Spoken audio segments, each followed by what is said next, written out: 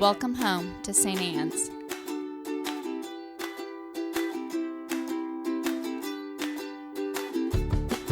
We want you to know that you're welcome to join us at 10 a.m. on Sundays.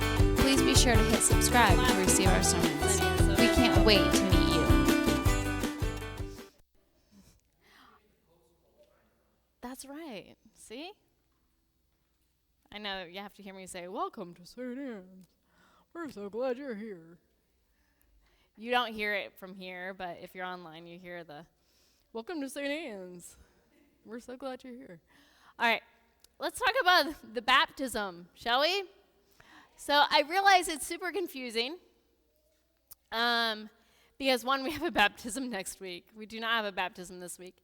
But Jesus was just born, and it is customary in our culture frequently for babies to be baptized, but that was not the case here. So we have this huge gap, actually, in time in which we don't know what's happening. And so I want to talk about that because that's important, right? So it goes something like this. We don't know what Jesus was doing up until his baptism, but I guarantee it was fun and it was not worth writing down. Think of the fact that some of us are really glad that we went to college before Facebook. That's probably what Jesus was up to. We know that Jesus was a really fun person. In fact, a lot of the reactions why people didn't like him is because he was too fun. He hung out with the wrong people. He liked to do fun things. And so there was a lot of, well, this couldn't possibly be the Messiah. He has too much fun. You've met that clergy person, right? You have that clergy person. And people are like, "You can't be ordained." And I'm like, "I am. I have a sign in my office that shows that I am, actually." But that's kind of how Jesus is. And he is not actually baptized until he's about 30, right? And that's important for us to know, that we have this huge gap in time. We don't know what he's doing. But we know that he has not been as good as his cousin John. John has a life dedicated to ministry. Like from the time he's born, his entire life is dedicated to being an ascetic religious person. Not true with Jesus. So we don't know what he's been doing, right? And this is so very, very important. This is so important because what does he hear when he comes out of the waters of baptism? "You are my son, my beloved. With you I am well pleased." That's important. That's important because he has done nothing to earn those words. Love is not something that can be earned or bought or anything like that. And yet we think it again and again and again. We think that we have to earn God's love, right? We think that we have to earn the love of our significant other. We have to earn everything, right? But what if I tell you that love is not a commodity? It's not pie. It's not money. You don't have to earn it. It is its own self, and it begets itself. And it is merely by Jesus being present and committing to this life that God says, "Oh, sweetie, I love you. I love you." And I know that in most of my sermons, I'm always saying, here are the things I need you to do. Here are the things we got to commit to. We got to commit to justice. We got to commit to loving everybody. Do. God, that sounded really bad when it came out of my mouth, didn't it? Whew, I should probably write my sermons. Whew, I wouldn't have written do, wouldn't it? I know, I work in a middle school, and what are you going to do? I work around middle schoolers all day long. And they think do would be really, really funny. Someday, I mean, you guys know some of my middle school jokes, right? I've got some really good ones.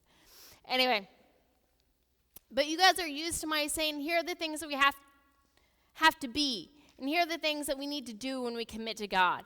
Here are these things we must, right? But I'm not going to do that today, because I don't think that's what we need to hear today. God is the ultimate in giving out participation trophies.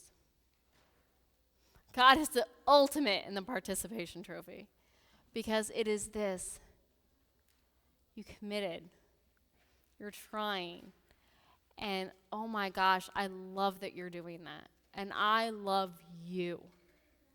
I love you, and I am so pleased with you that you decided to do this.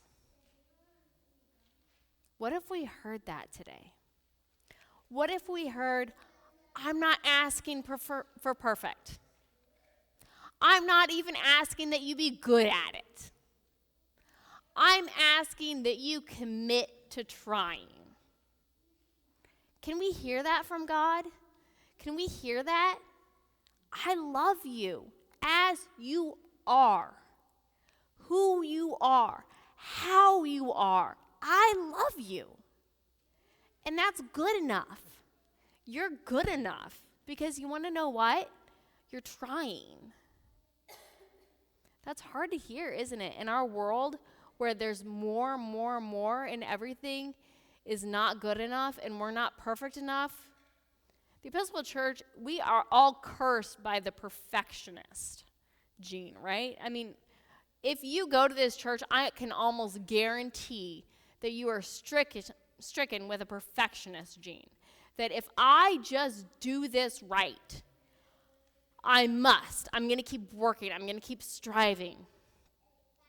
I'm going to get there.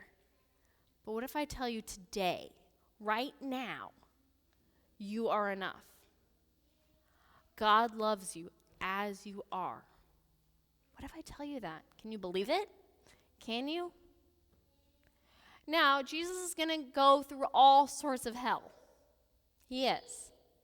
And as soon as he makes his commitment, ministry is going to happen. It's going to take over his entire world.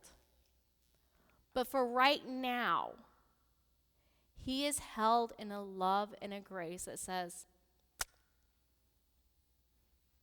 I'm proud of you. I'm proud of you. You are my beloved, and with you I am well pleased. Hear that. Hear that. You are a child of God. You are beloved. You are cared for, and God is proud of you.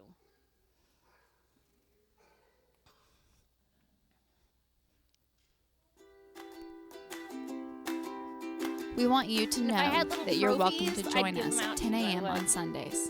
Please be sure to hit subscribe to receive our sermons. And it would We say, can't wait to meet you. Good job, you tried. Love God. Good job for trying.